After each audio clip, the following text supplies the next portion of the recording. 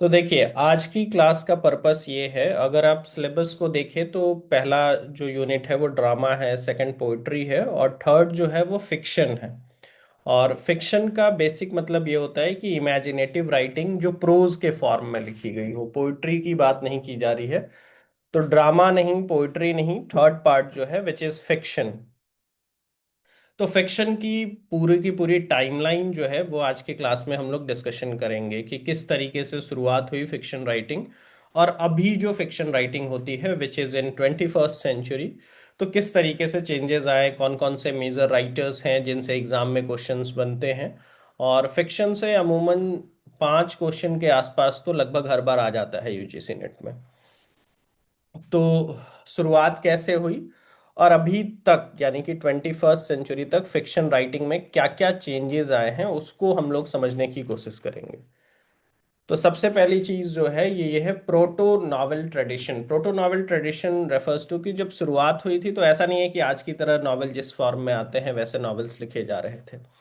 सबसे पहला राइटर जिनको माना जाता है वो है मुरासाकी सिकिबू। ये जापानीज राइटर हैं और 11th या 12th सेंचुरी के आसपास ये एग्जिस्ट करते थे। कुछ बेसिक बेसिक सी इंफॉर्मेशन जो मैं आपको देता चलूंगा, आप मार्क भी कर लेंगे, या बहुत बेसिक बेसिक सी चीज़ है। इनसे डायरेक्ट क्वेश्चन आने के चांसेस नहीं है, पर आपको आइडिया होना चाहिए इनके नामों का, क्योंकि बहुत सारे क्रिटिक मानते हैं कि पहला नॉवेल पूरे इंटायर लिटरेचर में अगर किसी चीज को कंसीडर किया जाए तो वो द टेल ऑफ जेंजी ही है, विच वॉज रिटन बाई मुरासाकी सिकिबू। और ये 11th सेंचुरी में है। तो 11th सेंचुरी से पहले फिक्शन राइटिंग का कोई ट्रेंड नहीं देखा गया। जैसे देखेंगे तो शुरुआत में पोइट्री खूब लिखा गया, ड्रामा भी बहुत पहले आया, पोइट्री पहले, ड्रामा पहले। पर जो नॉवेल राइटिंग की बात है या जो फिक्शन राइटिंग है वो 11th सेंचुरी से पहले दुनिया भर के लिटरेचर में कहीं नहीं देखा जा रहा था। तो this is most often called the first psychological novel. हालांकि ये पूरी तरीके से नॉवेल की तरह नहीं था। इंफॉर्मेशन के पॉइंट से सिर्फ ये दो नाम जानना जरूरी है। Murasaki Shikibu 11th century writer, Japanese writer है, and his most famous work the tale of Genji which is often called the first psychological novel. इसके बाद जो आते हैं वो है गियोवानी बोकासियो। ये इटालियन है। गियोवानी बोकासियो इज इटालियन। तो ये इटालियन राइटर हैं। और इनका जो वर्क है डी कैमरन, ये पहला मतलब इन्होंने फ्रेम नैरेटिव ट्रेडिशन की शुरुआत की थी। तो Giovanni Boccaccio Italian writer, Decameron work इनका याद रखिएगा। और फ्रेम नैरेटिव ट्रेडिशन की शुरुआत करने का क्रेडिट इनको जाना जाता है। फिर ये एक स्पेनिश हैं जिनको फर्स्ट मॉडर्न यूरोपियन नॉवेल इनके वर्क को कहा जाता है, Don Quixote, who is Michael J Cervantes. तो तीन राइटर्स इंपॉर्टेंट, ये तीन अलग अलग। तो ये आप देखेंगे ये 14th सेंचुरी के आसपास हैं। और ये 16th सेंचुरी शायद, मिगल जे करवेंटिस 16th या 15th सेंचुरी, ये कंफर्म हो लीजिएगा। तो the first modern European novel, तो 11th सेंचुरी, 14th सेंचुरी और फिर 15th सेंचुरी। और ये इन सब से नॉवेल की शुरुआत होती है एक तरीके से। पर ये शुरुआत होने से पहले के लोग हैं, ऐसा समझिए। ये तीन राइटर्स, सिर्फ नाम जानना। और जो रियल स्टार्टिंग पॉइंट है वो आपका 18th सेंचुरी से है। लेट मी जस्ट, तो मैंने तीन नाम आपको समझाने की कोशिश की। Murasaki Shikibu, the tale of Genji which is often called the first psychological novel, ये जापानीज है, 11th सेंचुरी। गियोवानी बोकासियो, ये the Italian. Tale of Genji का वर्क है ना सर? हाँ, the tale of Genji is the work of Shikibu. और फिर बोकासियो जो है वो इटालियन राइटर हैं 14th सेंचुरी के आसपास, और इनका वर्क है डी कैमरन। इन्होंने नैरेटिव ट्रेडिशन की शुरुआत की। नैरेटिव ट्रेडिशन का मतलब कि कहानियां सुनाई जा सकती हैं, उस पॉइंट से अगर कुछ लिखा जाए तो उसकी शुरुआत बोकासियो को जाता है, इटालियन है। और फिर मिगल डी करवेंटेज, ये स्पेनिश है, डॉन क्विजोट वेरी पॉपुलर, ये 14th या 15th सेंचुरी का नॉवल है। तो it is the first modern European novel. तो इस तरीके से, और इस समय जो कुछ भी लिखा गया सबके सब रोमांस थे। रोमांस कहने का मतलब ये नहीं है कि चाहे वो बोकासियो ने लिखा हो या करवेंटिस ने या फिर मुरासाकी सिकिबू ने। रोमांस का मतलब लव स्टोरी से नहीं है, बल्कि इमेजिनेशन बहुत ज्यादा था, रियलिस्टिक नॉवेल्स नहीं थी, रियलिज्म का कॉन्सेप्ट नहीं आया। और 18 सेंचुरी आते आते तक रियलिस्टिक नॉवेल्स लिखे जाने लगे। और जो रियल स्टार्टिंग पॉइंट है नॉवेल राइटिंग का या फिक्शन राइटिंग का, वो 18 सेंचुरी ही है। कि ब्रिटेन में नॉवेल की शुरुआत जो है वो रियल स्टार्टिंग 18 सेंचुरी से ही है। जैसे जब हमने क्लास के दौरान ड्रामा की क्रोनोलॉजी की थी, तो हमने देखा था कि किस तरीके से miracle, mystery, morality, plays, interludes आए और तब उसके बाद ड्रामा आया। तो नॉवेल्स में भी पहले ये चीजें अलग अलग देशों में हुई, क्योंकि पूरे वर्ल्ड लिटरेचर को एक साथ करके टाइमलाइन समझने की कोशिश कर रहे हैं। और फिर फाइनली 18 सेंचुरी में, यानी कि 1700 के आसपास, इंग्लिश नॉवेल का राइज होता है, नॉवेल की शुरुआत होती है। तो आज की क्लास का फोकस यही है कि 18 सेंचुरी, 19, 20 और 21 भी, कि कौन कौन से मेजर राइटर्स हैं, उनके कौन से मेजर वर्क्स हैं जिनसे एग्जामिनेशन में क्वेश्चंस आजकल पूछे जाते हैं। तो 18 सेंचुरी में नॉवेल की शुरुआत क्यों हुई, सबसे पहले तो हम लोग ये समझेंगे कि किस तरीके से नॉवेल की शुरुआत हुई।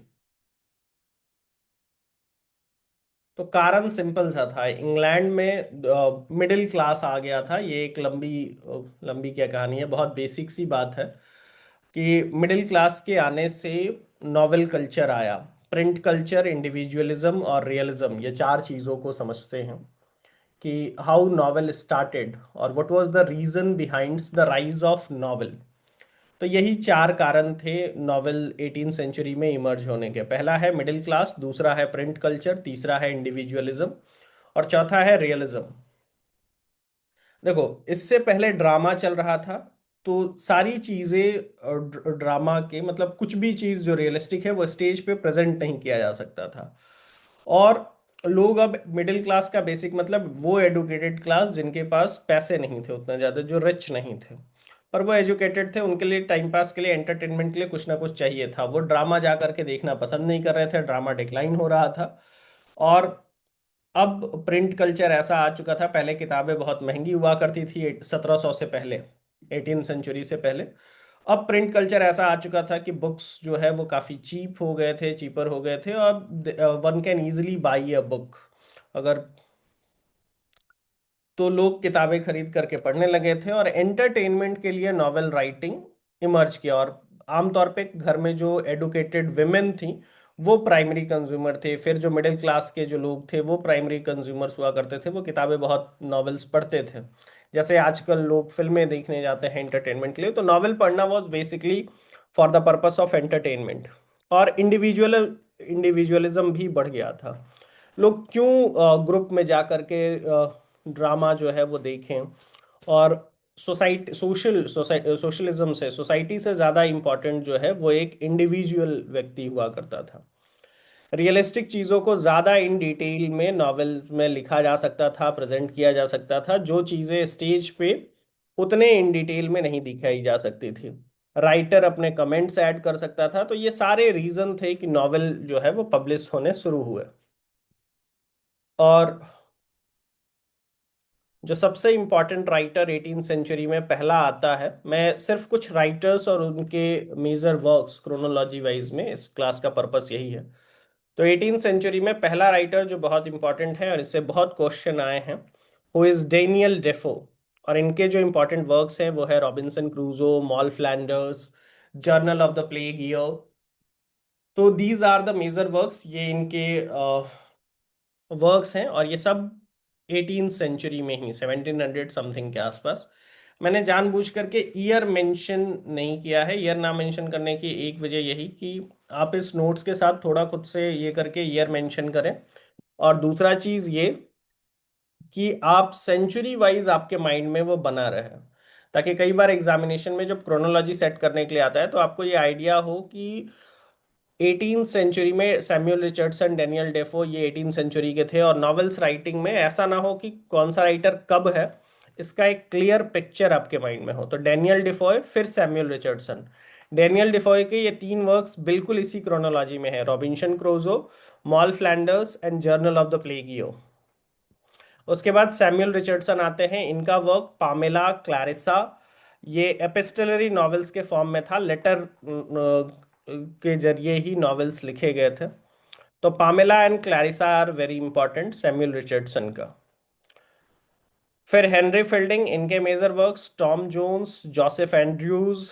Joseph Andrews is a work, ये राइटर का नाम नहीं है। तो हेनरी फील्डिंग का दो, टॉम जोन्स और जोसेफ एंड्रयूज। इसके अलावा भी वर्क्स हैं, दो दो वर्क्स सिर्फ एक क्रोनोलॉजी के लिए। तो आप देखेंगे जो शुरुआत के राइटर्स हैं ब्रिटिश लिटरेचर में, वो Daniel Defoe, Samuel Richardson, Henry Fielding. Just a minute. और फिर आएंगे लॉरेंस स्टर्न। लॉरेंस स्टर्न का ट्रिस्टम सैंडी, ये वर्क भी इंपॉर्टेंट है। इस दौरान जिस तरीके के नॉवेल लिखे जा रहे थे मैंने ऑलरेडी जिक्र किया, एपिस्टलरी नॉवेल। एपिस्टलरी नॉवेल वो नॉवेल होते हैं जो लेटर्स के फॉर्म में लिखे जाए, जैसे कोई एक दूसरे को चिट्ठी लिख रहा है और उस सारे लेटर्स को कलेक्ट करके एक नॉवेल का फॉर्म दे दिया गया, या नॉवेल ही है पर उसमें लेटर राइटिंग बहुत ज्यादा हो रही है, तो वो एपिस्टलरी नॉवेल कहलाती है। फिर पिकेरस नॉवेल होते हैं। पिकेरस नॉवेल रोग नॉवेल्स होते हैं, जिसमें rogue refers to rough and tough life को बहुत ज़्यादा दिखाया जाता है। और तीसरा जो कैटेगरी है वो रियलिस्ट नॉवेल का है, कि डे टू डे लाइफ की जो रियल चीज़ें हैं उससे रिलेटेड अगर जो नॉवेल्स लिखी जा रही हैं वो रियलिस्ट नॉवेल है। तो 17th सेंचुरी में जिस टाइप की नॉवेल्स लिखी जा रही थी वो एपिस्टल, सॉरी 18th सेंचुरी में, बार बार 17th, 18th सेंचुरी का मतलब विच इज 1700 टू 1799। तो 18th सेंचुरी में जिस तरीके का नॉवेल्स लिखा जा रहा था वो था एपिस्टलरी, पिकैरस एंड रियलिस्ट। उसके बाद लेट 18th सेंचुरी में या अर्ली 19th सेंचुरी में कुछ रोमांटिक और गॉथिक फिक्शन या गॉथिक नॉवेल्स लिखे जाने लगे। और इस समय के जो सबसे इम्पॉर्टेंट ऑथर्स हैं वो है मैरी सेली, फ्रैंकस्टीन। फ्रैंकस्टीन से अभी शायद गेट वगैरह के एग्जाम में भी क्वेश्चंस आए हुए थे। Frankenstein is a very popular, इस पे अभी मूवी भी बनी है। तो Frankenstein is a very popular novel by Mary Shelley, ये लेट 18th सेंचुरी में। एन रैडक्लिफ का द मिस्ट्रीज ऑफ यूडोल्फो, और एडगर एलन पो का the fall of the house of Usher. Edgar Allan Poe को father of detective fiction भी कहते हैं।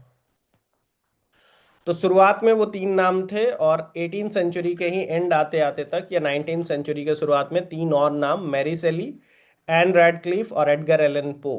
Edgar Allan Poe को फादर ऑफ डिटेक्टिव फिक्शन कहते हैं। इनके एक एक वर्क आप, मैरी सेली का Frankenstein very popular, N Radcliffe का द मिस्ट्री ऑफ यूडोल्फो, और एडगर एलन पो का the fall of the house of असर।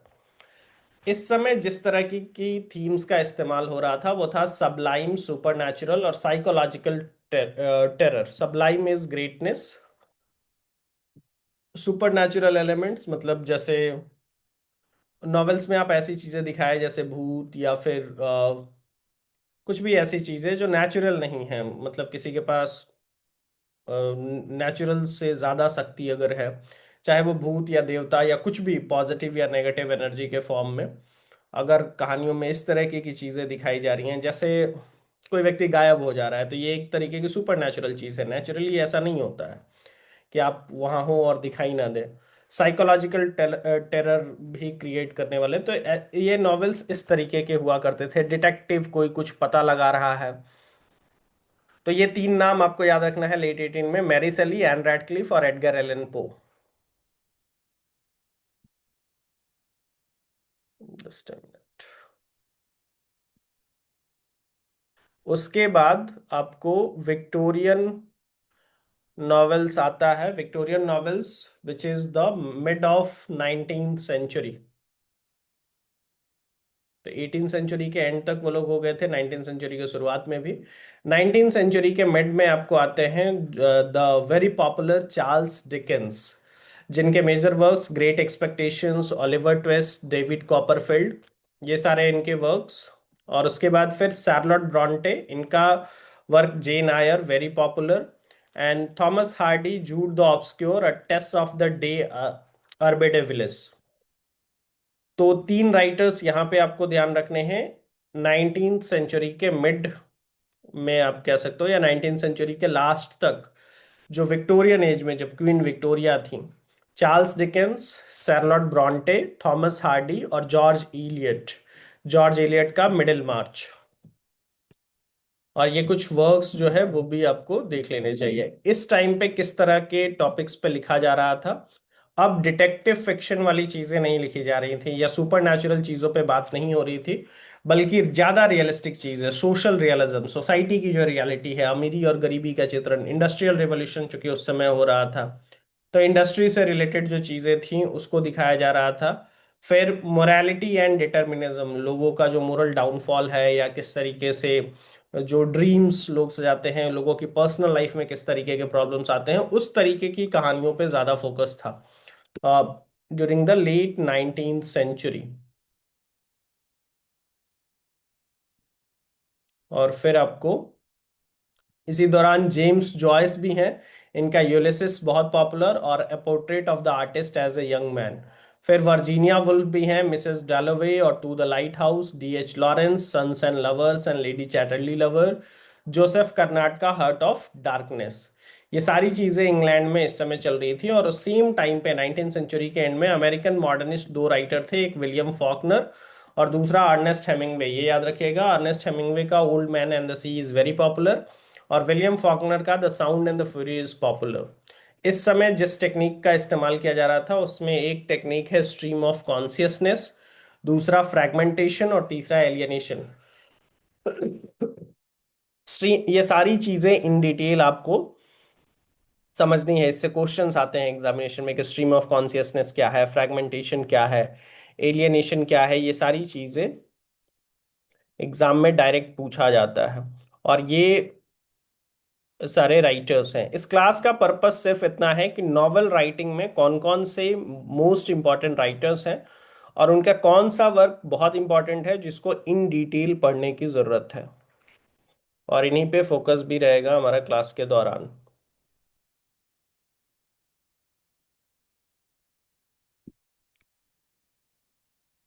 तो देखिए, जो पर्पस है वो बहुत क्लियर ये है कि इस क्लास का कि जितने भी, चाहे वो ब्रिटिश हो, इंडियन हो या वर्ल्ड लिटरेचर में, फिक्शन वाले यूनिट से जो राइटर मोस्ट इंपॉर्टेंट है सिर्फ उनका जिक्र किया है और उनके मोस्ट इंपॉर्टेंट वर्क का। इसका मतलब यह है कि उस राइटर के बारे में जो भी इंफॉर्मेशन है वो इन डिटेल आपके पास होनी चाहिए। और जैसे 18th सेंचुरी से हमने अगर राइज ऑफ इंग्लिश नॉवेल शुरू किया तो इसमें जो भी दो तीन नाम लिए, फॉर एग्जांपल शुरुआत होगी डेनियल डेफो से, तो डेनियल डेफो हो गए, सैमुअल रिचर्डसन हो गए, इनके बारे में इन डिटेल इंफॉर्मेशन आपके पास होनी चाहिए। ये सारे राइटर्स तो कम से कम इस पूरे आज की क्लास में 40-50 राइटर्स के नाम हैं। इन सब के बारे में इन डिटेल इंफॉर्मेशन, और एटलीस्ट जो वर्क यहाँ मेंशन है उसका इन डिटेल्ड समरी और कैरेक्टराइजेशन आपको पता होना चाहिए। क्योंकि आजकल अब जो क्वेश्चन आते हैं वो इन डेप्थ से ही आते हैं, तो सबसे रिलेटेड जो इंपॉर्टेंट लाइंस हैं इन नॉवेल की, ये सारी चीज़ें आइडिया होना चाहिए आपको। तो डेनियल डिफोए के ये तीन वर्क, सैमुअल रिचर्डसन का पैमेला और क्लैरिसा, तो सेकंड राइटर ये हो गए, हेनरी फील्डिंग थर्ड हो गए, और उसके बाद फिर लॉरेंस स्टर्न ये फोर्थ हो गए। और तो ये चार राइटर हो गए 18th सेंचुरी के शुरुआत में। फिर इधर आप Mary Shelley, Ann Radcliffe, Edgar Allan पो, ये तीन राइटर इधर हो गए, तो 4 और 3 7। तो ये 18th सेंचुरी के एंड तक या 19th सेंचुरी के शुरुआत तक, तो 7 राइटर्स इधर हो गए। फिर विक्टोरियन एज में Charles Dickens, Charlotte Brontë, Dickens का नाम बहुत जरूरी है, और ये वर्क्स जो हैं इसके लाइंस भी कई बार एग्जामिनेशन में, डिकेंस इज वेरी पॉपुलर।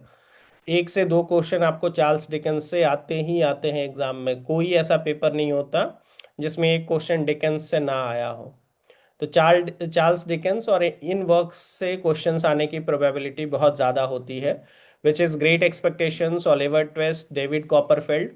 फिर शार्लोट ब्रॉन्टे का जेन आयर, तो 7 राइटर्स उधर हो गए थे, 8 और 9।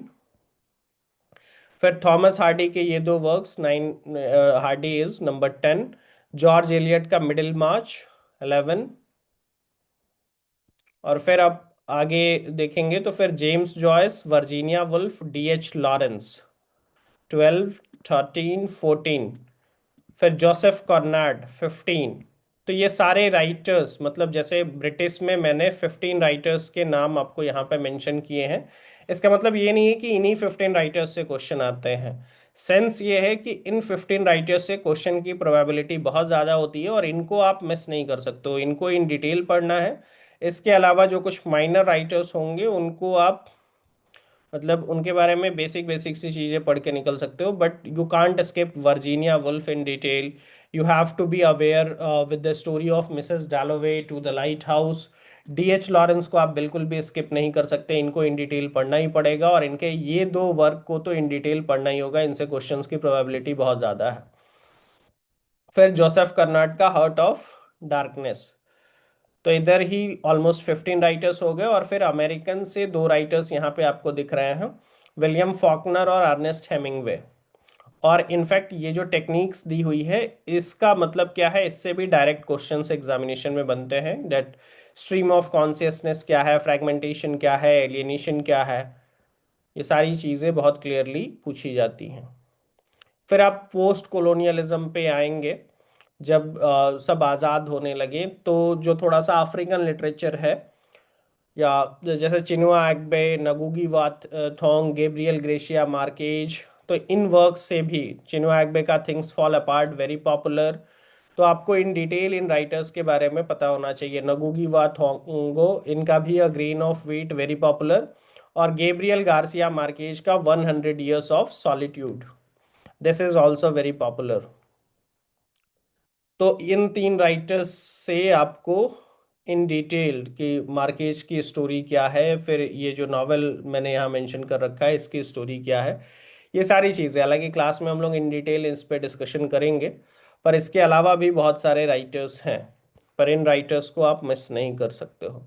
इस टाइम पे जो पोस्ट कॉलोनियल है, पोस्ट कॉलोनियल कहने का मतलब कि जब इंग्लैंड का कॉलोनाइजेशन का पीरियड ओवर हो चुका था, लगभग सारे देश, विच मीन्स 20th सेंचुरी या फर्स्ट और सेकंड वर्ल्ड वॉर के बाद, जिसको हम या वर्ल्ड फिक्शन की कैटेगरी में, तो वर्ल्ड वॉर के बाद वाला जो है टाइम है, जब इंग्लैंड कमज़ोर हो गया था, और किस तरीके से कॉलोनियल ट्रोमा से लोग गुजरे थे, जैसे इंडिया में ही इंग्लैंड का अभी तक जो क्या इम्पैक्ट है ब्रिटिश की कॉलोनी होने का।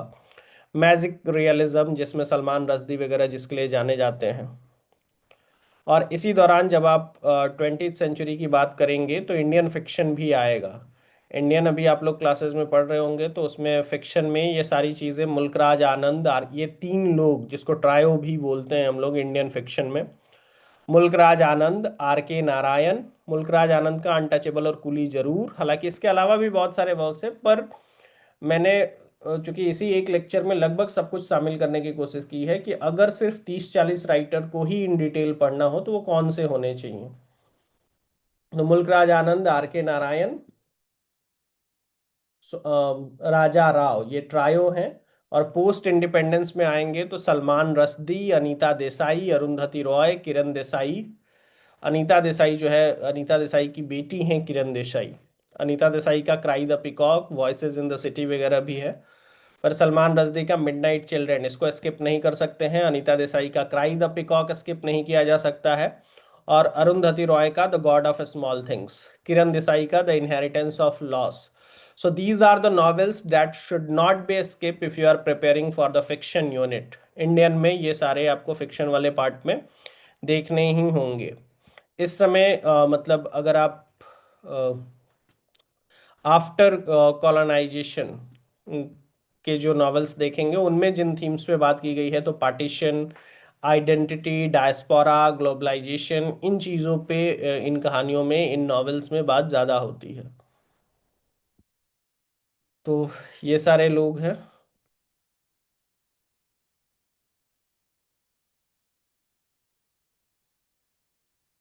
तो ये जो राइटर्स की लिस्ट है, basically this class was about the list from fiction writing, कि किन राइटर्स से क्वेश्चंस की प्रोबेबिलिटी जो है वो बहुत ज़्यादा होती है, तो यही सारे राइटर्स हैं।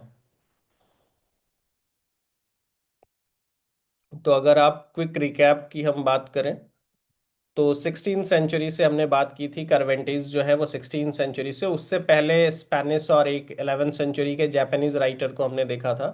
फिर 18th सेंचुरी के डेफो, रिचर्डसन और फील्डिंग, 19th सेंचुरी के बिगनिंग में मैरी सेली, और 19th सेंचुरी के एंड के दौरान डिकेंस, ब्रॉन्टे, हार्डी और Eliot. Hardy is Thomas Hardy, Eliot is George Eliot, और Bronte is Charlotte Bronte and all the Bronte sisters. 1920s में James Joyce और वर्जीनिया वुल्फ। 50s से 70s में Chinua Achebe, Gabriel Garcia Marquez, ये सब after colonisation के writers हैं। और 1930s में इंडिया में आप दो पार्ट में बांट कर देख सकते हो, एक इंडिपेंडेंस से पहले यानी कि 1930 से 1945, 46 या 50 के आसपास तक, जिसमें ये ट्रायो आएगा, मुल्क राज आनंद, आर के नारायण और राजा राव। और फिर आफ्टर इंडिपेंडेंस में 80s के बाद, तो जिसमें सलमान रश्दी, अरुंधति रॉय, किरण देसाई, अनीता देसाई, किरण देसाई, इनके बारे में भी हमने देखा। तो बेसिक ये जो है क्रोनोलॉजिकली, ये एक क्लियर पिक्चर आपके माइंड में होना चाहिए कि कौन कौन से राइटर को फिक्शन वाले पार्ट में फॉर श्योर पढ़ने की जरूरत है। आई होप मैं अपने पॉइंट्स बहुत क्लियरली समझा पाया। कुछ कंफ्यूजन है तो आप लोग पूछ सकते हैं।